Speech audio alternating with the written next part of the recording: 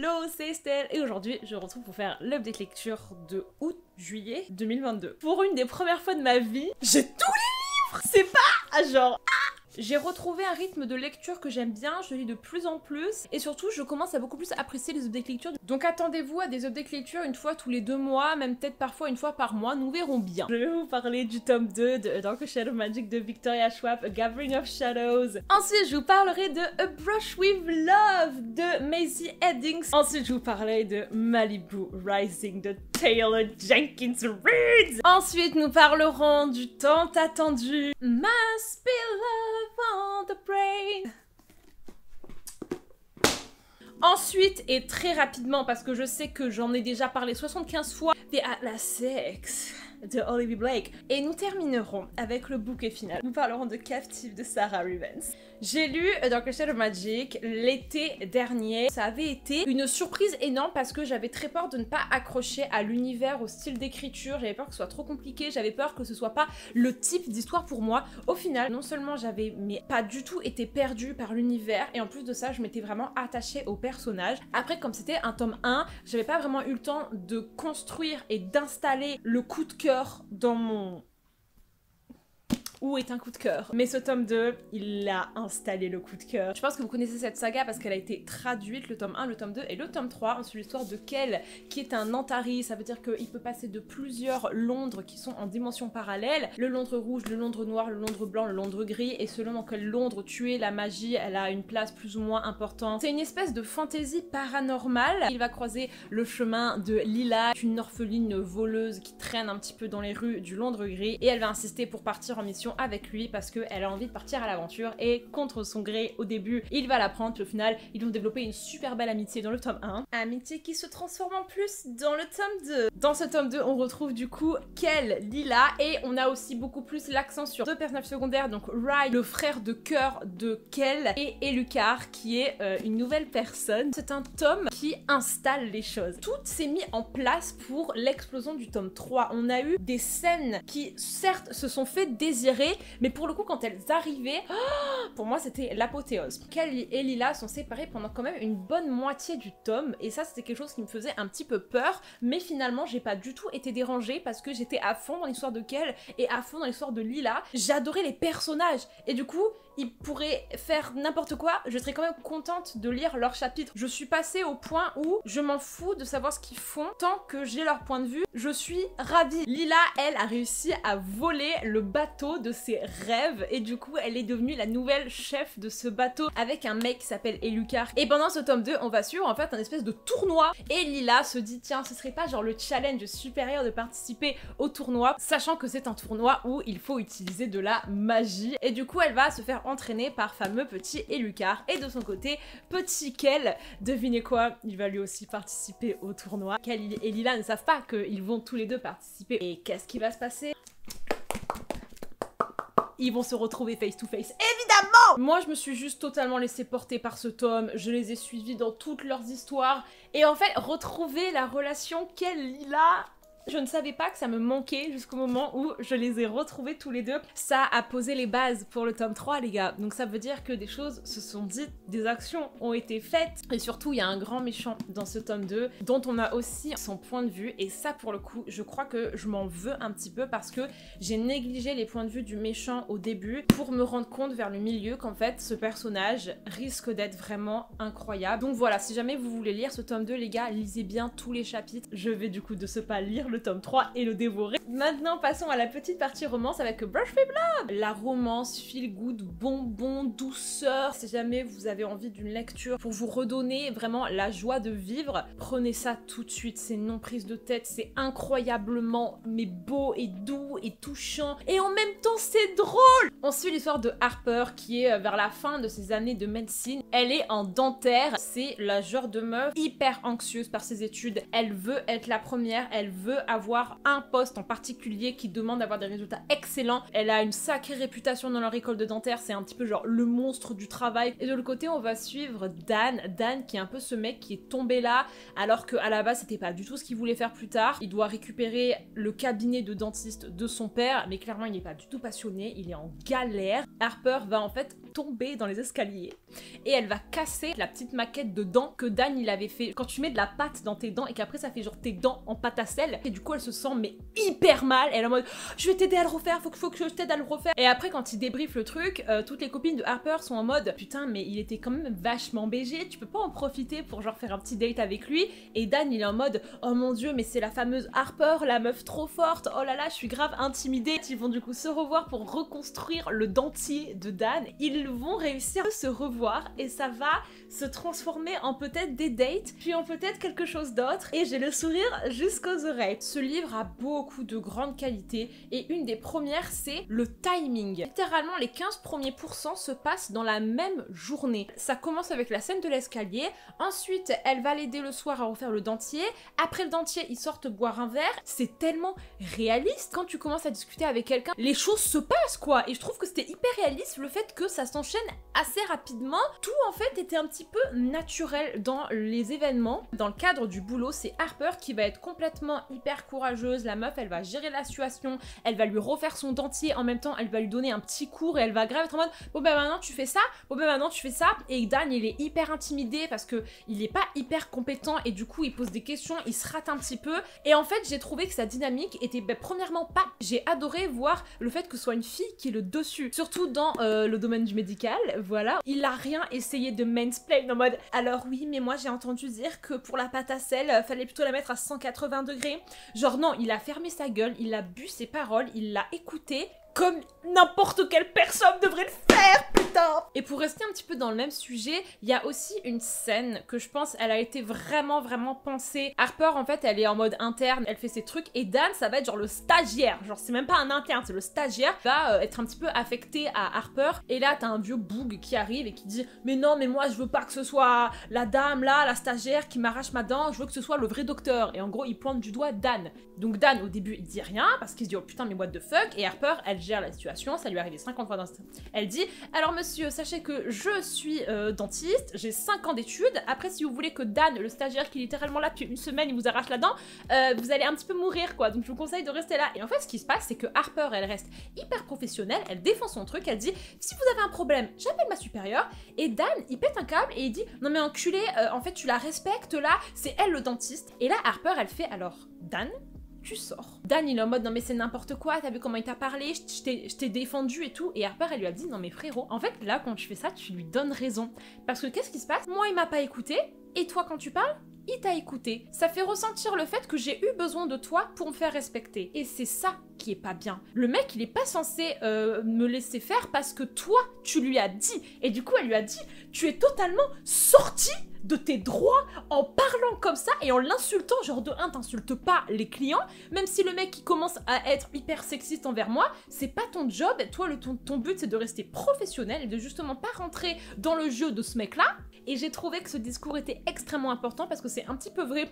En fait, c'est gentil de vouloir défendre les meufs, mais du coup, on nous écoute pas et c'est encore le mec qu'on écoute. Et aussi, un autre truc que j'ai énormément aimé avec ce livre, c'est à quel point toutes les interactions Harper et Dan étaient palpables. Je pouvais m'imaginer dire ça. Je pouvais m'imaginer pendant leur premier date qui était gênant, mais en même temps hyper réaliste. Au début, Harper était hyper gênée, elle commençait un peu à parler, à dire des trucs et tout, elle savait pas trop. Et Dan aussi, et en fait... ça s'est bien passé les gars et ils ont réussi un petit peu à se mettre à l'aise. Je suis assez touchée de vous dire ça mais ça m'a presque rassurée sur le fait de peut-être aller à un date avec quelqu'un. Je trouve que ça dédramatise énormément le fait de stresser pour un date. J'ai juste vraiment adoré tout leur discours ensemble. Je trouvais que quand ils étaient ensemble, il y avait une sensation de bienveillance et de sécurité. Dan m'a mis à l'aise à travers le livre. Il y a eu énormément de scènes qui m'ont beaucoup plu, notamment en fait tout le passage où Harper elle est en mode je veux être la première, je suis désolée mais ce soir je peux pas te voir parce que j'ai envie de me concentrer, j'ai envie de faire ça, je le fais en fait, et il y a pas à me dire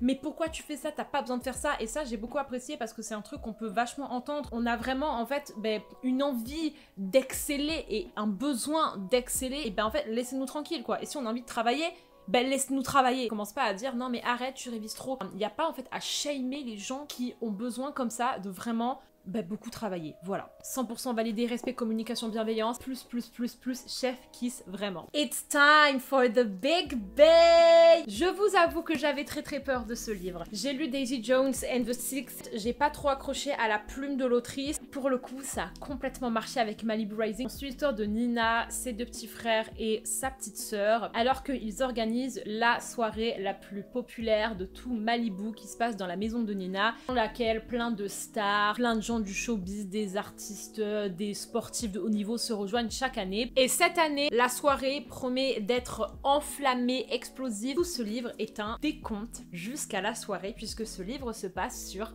24 heures. Mon seul but dans la vie, c'est d'arriver à écrire un truc comme ça. C'est tellement abouti, peaufiné, réfléchi, original, beau, poétique, rempli de sens, ingénieux. Il t'emmène dans des contrées que t'avais jamais visitées en termes de lecture. Ça t'ouvre en fait tellement de portes sur ce que ça peut être aussi qu'un livre et sur ce que toi-même tu peux écrire. Il y a quand même beaucoup de flashbacks dans ce livre, puisque la raison pour laquelle Nina a au final cette grande maison, en fait, elle l'a pas eu comme ça. Et toi, au début, quand tu commences l'histoire, tu te dis ok, Nina, ça allait être une fille qui est assez réservée, qui parle pas beaucoup, mais qui est très mature, qui prend tout pour elle. Qu'est-ce qui lui est arrivé? Tu vas avoir des flashbacks de sa vie quand elle était enfant et notamment tout ce qui s'est passé avec leurs parents. Et là, pour le coup, si j'étais pas déjà sur le cul, et ben je me suis retrouvée sur le dos, genre.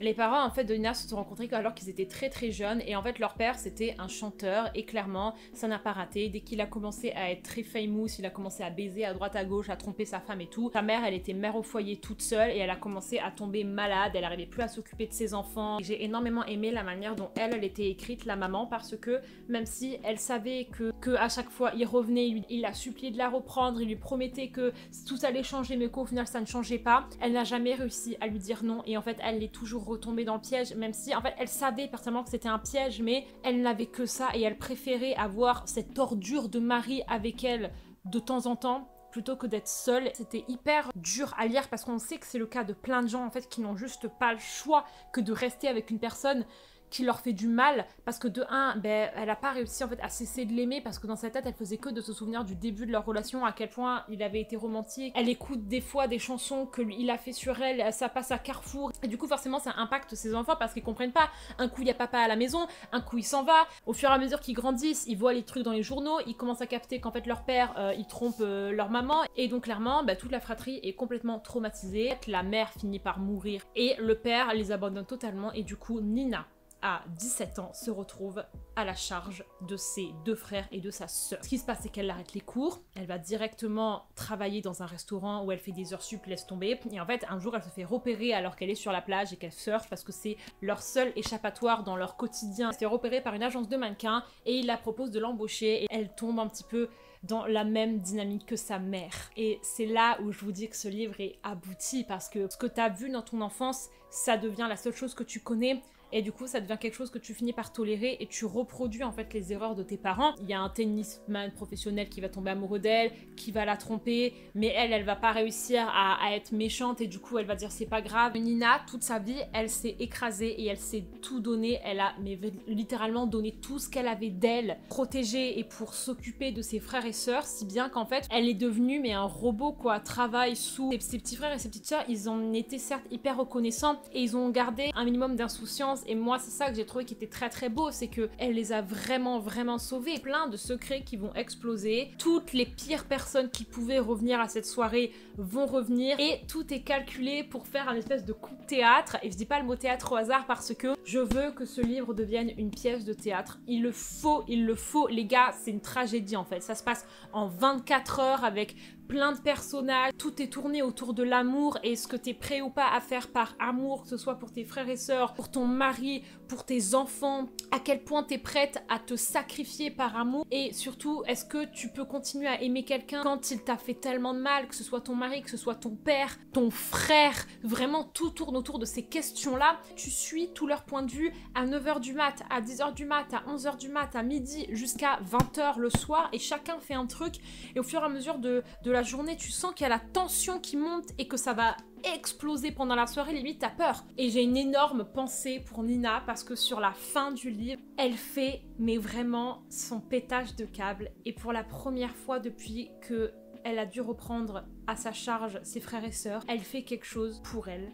Et ça, c'est un truc qui m'a énormément touchée. Même la plume était belle. Enfin, en fait, j'ai envie de te dire, ce livre, il a tout pour lui parce que même la plume était belle. Elle était incroyable. Enfin, vraiment, moi, le truc, je pense, où j'étais le plus en mode waouh, c'est que Nina, en ayant vu sa mère toute son enfance et en s'étant promis que jamais elle allait finir comme elle finit comme elle. Il est l'heure de faire un petit débrief sur Must be love on the brain. Je suis dégoûtée. Mais pas pour les raisons évidentes. Je suis dégoûtée parce que j'ai raté cette lecture. Alors que c'était mon livre le plus attendu de l'année. Et je m'en veux! Je m'en veux! Je l'ai pris au mauvais moment et je l'ai lu avec The Love Hypothesis dans la tête. Et forcément, comment tu veux pouvoir laisser ta chance à un livre quand tu ne fais que de le comparer à son grand frère?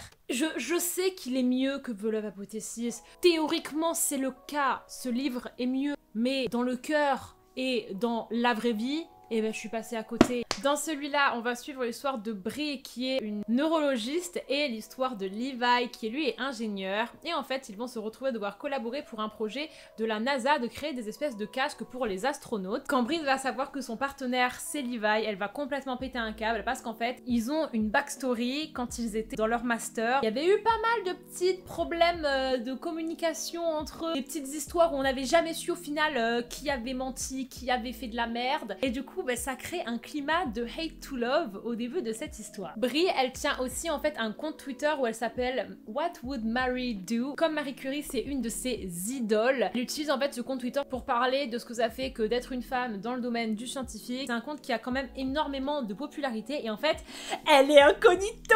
En fait, ça m'énerve. Il y a plein de trucs dans ce livre qui sont incroyables, mais c'est passé comme ça devant mes yeux et j'ai pas réagi. Et sur Twitter, elle est vachement pote avec un gars. On va finir par capter que en fait ce compte là c'est Levi qui le tient et en fait eux deux ne savent pas du tout. Si au tout début de leur collaboration il y a encore des problèmes, vers le milieu du livre ça prend mais vraiment son envol et là ça commence à être 100% kiffance et sur la fin on a un petit what the fuck, mais perso c'est mon type de what the fuck et moi j'ai kiffé ma vie, même si ça n'a pas été le cas de tout le monde, sauf que le moment où j'ai kiffé ma vie c'était la fin.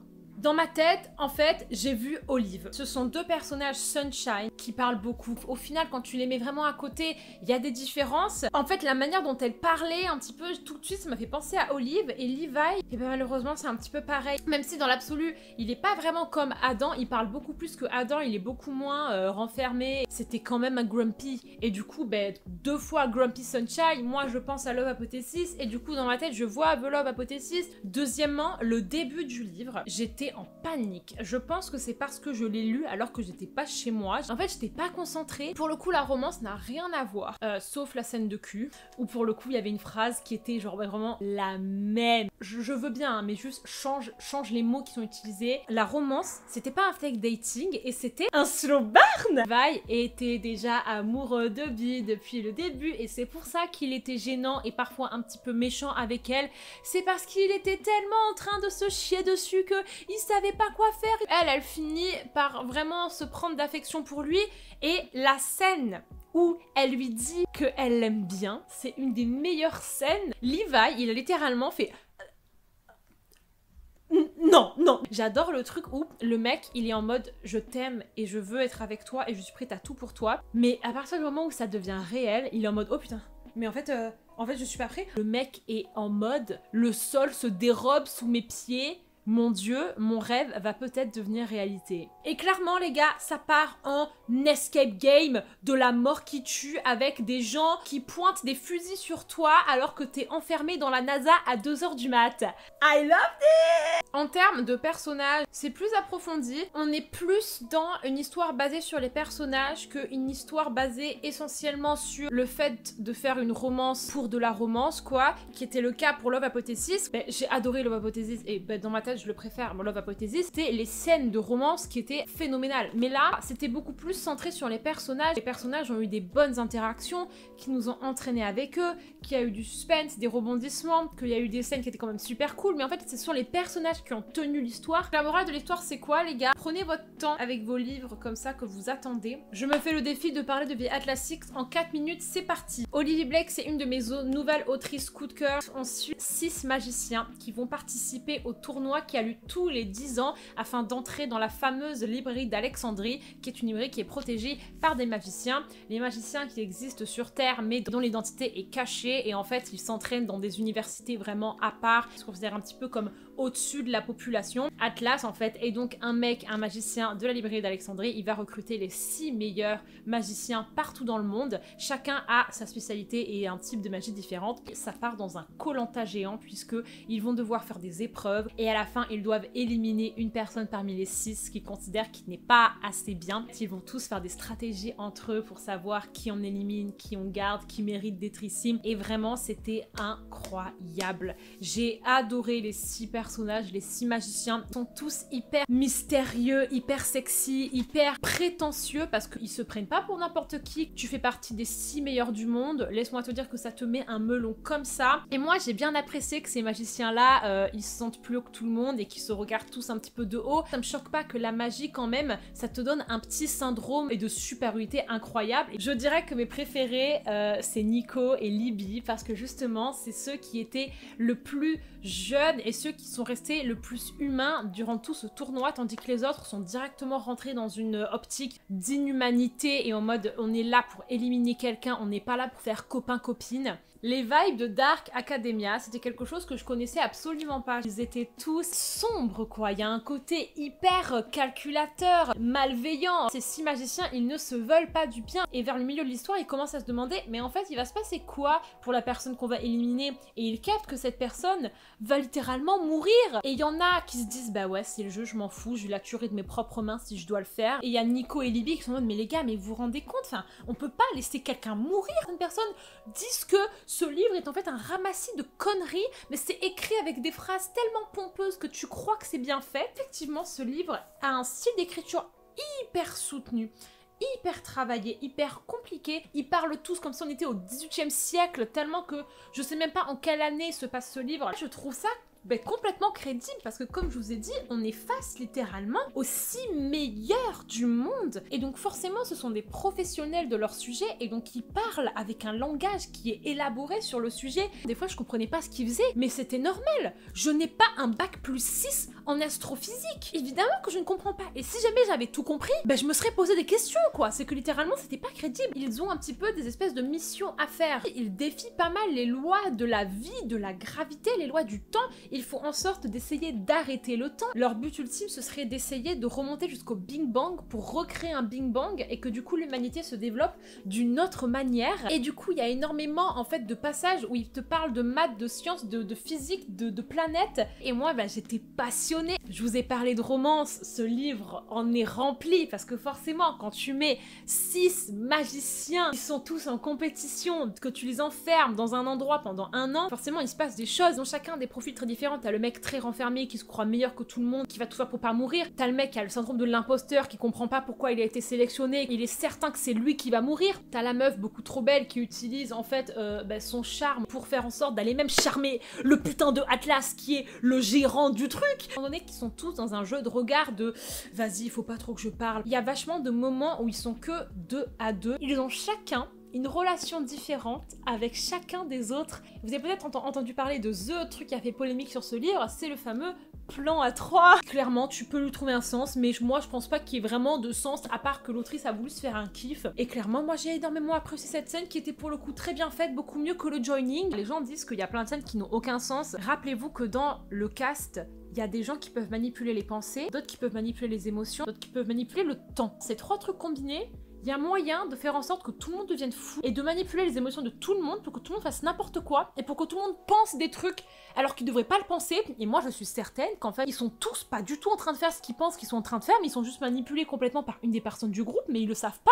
Et quand je pense à ça, j'aime encore plus ce livre parce que les possibilités sont infinies. Tous les types d'intelligence sont valorisés dans ce livre et ça j'adore. J'avais un petit peu peur que il y a certaines personnes qui soient complètement méprisées parce qu'ils étaient un petit peu plus jeunes ou un petit peu plus frivoles, humains un petit peu plus dans leurs émotions, et qu'on dise non mais toi forcément t'es nul et qu'ils arrivent à rien, et que ce soit plutôt ceux qui soient hyper réfléchis, hyper froids, hyper calculateurs, des gens qui sont vraiment dans le mental, qui soient vraiment placés comme supérieurs. Non. Justement, le mec qui pensait qu'il allait vraiment niquer tout le monde parce que lui, il avait calculé au mot près son truc, se retrouve à être complètement dans la merde parce qu'il va se faire voler la vedette par le petit mec de 18 ans.